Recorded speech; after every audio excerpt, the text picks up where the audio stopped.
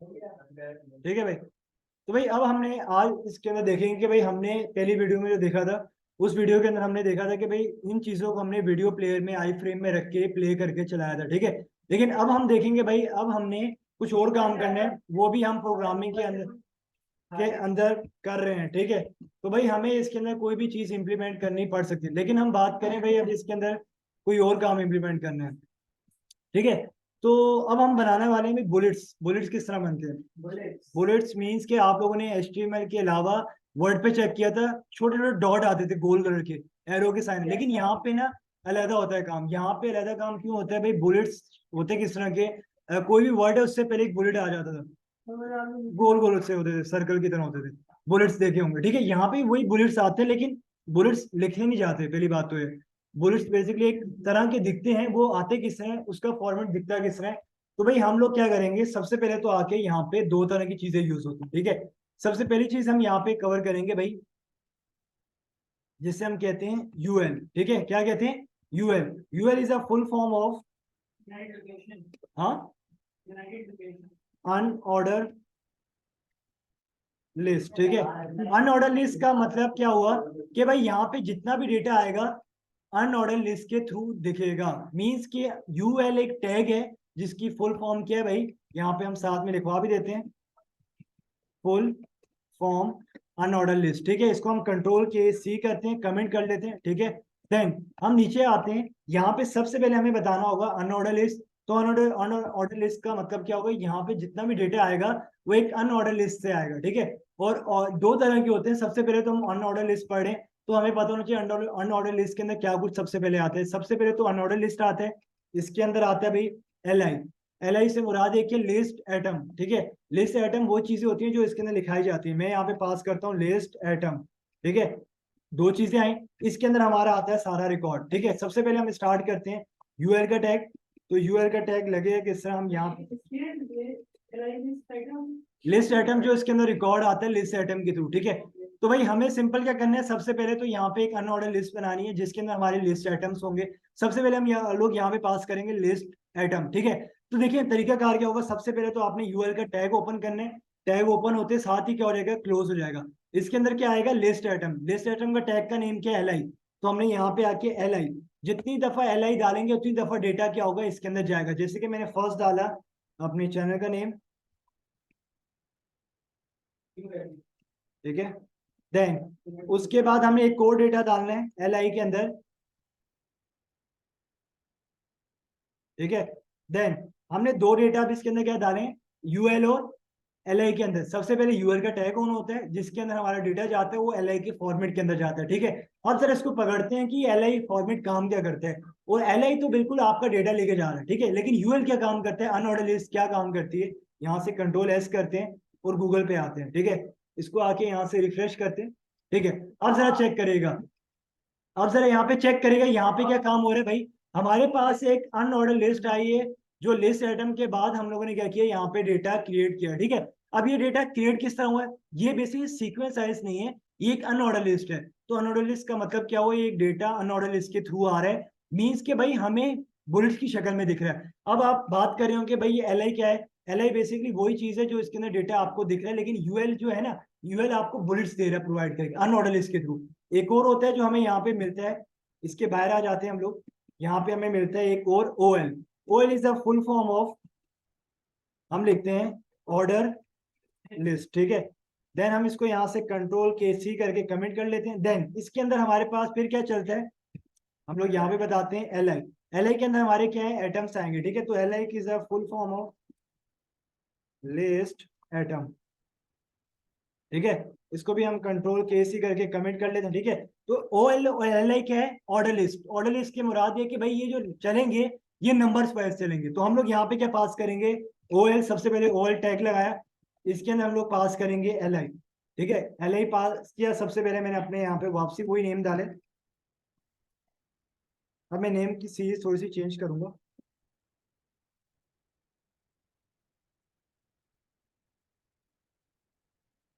ठीक है। और उसके बाद हम लोग यहाँ पे एक और LI पास करेंगे, यहाँ पे आएंगे, देन नेम डाल देंगे, ओके।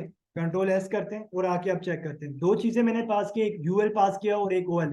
अब जरा यूएल ओएल में कितना फर्क है, दोनों के सैंपल थोड़े से सेम ही है, लेकिन देखिए बुलेट्स आ जाते हैं तो बुलेट्स में देखें आपको अनऑर्डर लिस्ट दिखा रहे हैं और ऑर्डर लिस्ट में क्या है, नंबर वाइज। अब जरा फर्क रखिएगा, मैं यहाँ पे कोई 1 2 लिखवा रहा हूँ या बुलेट्स लिखा रहा हूँ, नहीं, सिर्फ मैंने ओएल लिखा और एल आई लिखा, ये खुद ब खुद नंबर आते जाएंगे। अब जैसे कि मैं यहाँ पे लिखता हूँ भाई एल आई, देन यहाँ पे लिख देता हूँ सब्सक्राइब, ठीक है। देन ये ऑटोमेटिकली क्या करेगा, नंबर ऑर्डर लिस्ट में जो हमने पास किया हुआ है यहाँ पे 1 है 2 है, उसके बाद क्या आएगा 3 आ जाएगा। तो चेक करें खुद ब खुद ऑर्डर लिस्ट क्या बनती जा रही है। अगर ये चीज मैं L I same to same अगर ऊपर कॉपी करके यहाँ पे पेस्ट करूं तो देन चेक करेगा यहाँ पे क्या आपके सामने वही चीज यहाँ पे आ रही है, लेकिन क्या है स्टार्ट में आपको बुलेट्स दिख रहा होगा। बुलेट्स से मुराद है कि भाई आप लोग अपने बुलेट्स का डेटा भी बुलेट्स की शक्ल में दिखाना चाहें, सिंपल उस तरह भी दिखा सकते हैं, और लिस्ट आइटम के थ्रू भी आप लोग सिंपल क्या कर सकते हैं, उस स्टेप से भी आप लोग इसी तरह शो करवा सकते हैं, ठीक है। अब आप पे डिपेंड करता है, आप किसी भी फॉर्मेट में इसको लें, उसी फॉर्मेट में लेके इसको यूज कर सकते हैं जो आप इस रूप में देख रहे हो, ठीक है। तो इसी तरह बहुत सारे टैग्स होते हैं जो इसके अंदर थ्रू यूज किए जाते हैं। बाय डिफॉल्ट तो अभी हमने देखा यूएल देखा और एल आई देखा, ठीक है। इसी तरह हम लोगों ने सिंपल इनको भी इंप्लीमेंट करके चेक किया भाई ये यूएल और एल आई किस तरह काम करते हैं। सिंपल इजी था, कोई इसमें मुश्किल स्टेप नहीं है, हमने समझा भी। इसको आप लोग किसी भी डेटा में डाल सकते हैं, सपोज फर्स्ट करें तो आप लोग इस डेटा को आप लोग टेबल में भी डाल सकते हैं, अपने टेबल के अलावा किसी ऐसे फॉर्मेट में डालते हैं जहाँ पे आपको काउंटिंग की जरूरत है, तो आप लोग काउंटिंग की जरूरत के थ्रू आप लोग नंबर नहीं डालते, तो आप लोग क्या कर सकते हैं इसका फॉर्मेट लेके इसको यूज कर सकते हैं। अगर यही फॉर्मेट में अगर नीचे आके कोडिंग में दोबारा लिखूं सेम टू सेम, यहाँ पे लिखता हूँ कोड पॉलिश, ठीक है। देन उसके बाद मैं नीचे आता हूँ, ये चीज मैंने दोबारा लिखी, देन एंड में सब्सक्राइब, ठीक है। कंट्रोल एस करता हूँ, अब जरा फर्क चेक करेगा, पेज को रिफ्रेश करता हूँ, नोटेट करेगा कि वो देखें सारा डेटा एक ही सीरीज में आपको दिख रहा होगा, फर्क है।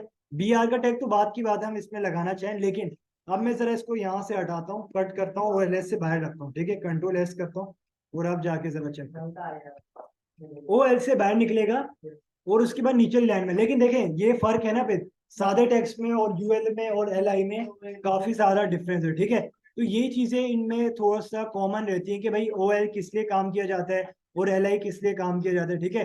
तो इसमें हमें ज्यादातर फोकस रखना पड़ता है। यहाँ पे एक और चीज इंप्लीमेंट करते हैं कि भाई हमें कोई भी चीज के बीच में एक अंडरलाइन चाहिए, ठीक है।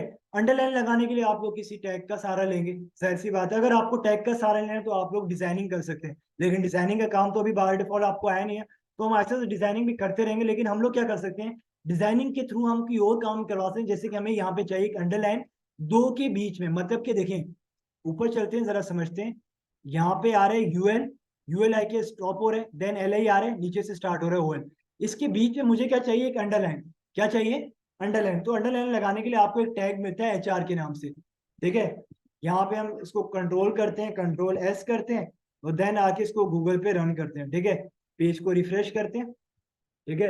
अब इन दोनों के बीच में आपको दिख रहा होगा एक क्या आ रही है, लाइन आ रही है जो बीच में इसको रोक रही है कि भाई दो वर्ड्स हैं, दो चीजें उनमें कितना सारा डिफरेंट, ठीक है।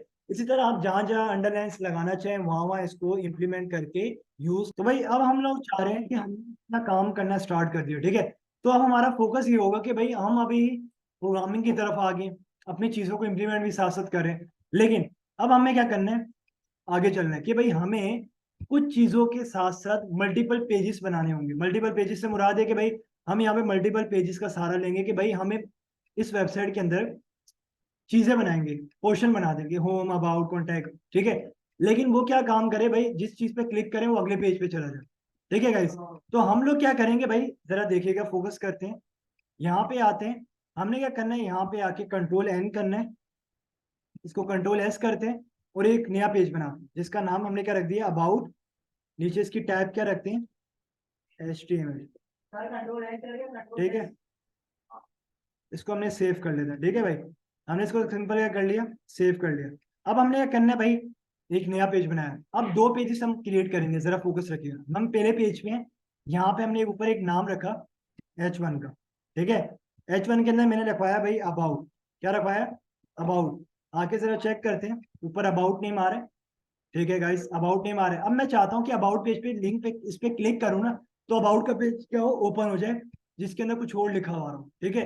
तो जरा नोटेट करते हैं, हमने अभी यहाँ से एक दूसरे पेज पे जंप करते हैं, जिससे कि आप लोगों ने पढ़ा हुआ था स्टार्ट में कि भाई हम लोगों ने देखा था कि एक चीज से दूसरी चीज पे जाने के लिए हम लोग क्या काम करते हैं, हाइपरलिंक का, ठीक है। तो हाइपरलिंक किस तरह काम करता है, नोटेट करेगा। अभी हाइपरलिंक का टैग होता है जिसको हम कॉल करते हैं ए के टैग से, ठीक है। तो ए का टैग काम किस तरह करता है, हमने ए का टैग क्लिक किया, पूरा टैग आ गया। अब इसके अंदर एक HREFR है, जिसके अंदर हम लिंक प्रोवाइड करते हैं। लिंक क्या होगा, हमारे लिंक का पेज का नेम क्या है, जो अगला पेज है about.html, ठीक है। हमने ये about.html लिखा, और उसके बाद ये अबाउट हमारा क्या नेम, इसको मैंने यहाँ से कॉपी करता हूँ और यहाँ पे आके इसको स्टॉप कर देता हूँ, ठीक है। कंट्रोल S करता हूँ और आके जरा आप चेक करते हैं। अब जरा चेक करिए, यहाँ पे फर्क दिख रहा है आपको, ब्लू हो चुका है। इसमें मैंने क्लिक किया, मैं अगले पेज पे आ गया, समझ आई। तो आप जरा नोटिस करिएगा, मैं अगले पेज पे क्या लिखवाता हूँ, जरा देखिएगा। मैं अगले पेज पे आता हूँ, HTML लिखता हूँ,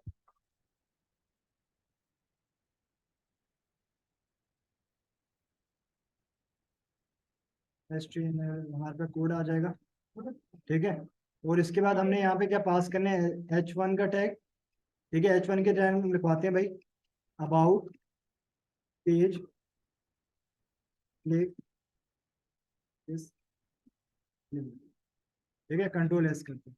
अब आते हैं, जरा बैक पे जाते हैं, इस पेज को दोबारा रिफ्रेश करते हैं। अबाउट पे जैसे क्लिक करूंगा, नेक्स्ट पेज पे क्या लिखा हुआ है, about page click this link. मतलब कि भाई यहाँ पे जो चीज मैं यहाँ पे पास करूंगा,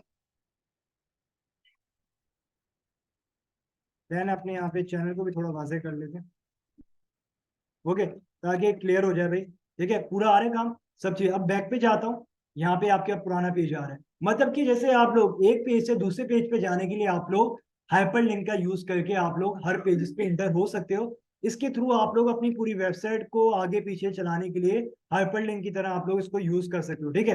तो एक अटैग यूज किया जाता है, ठीक है गाइस।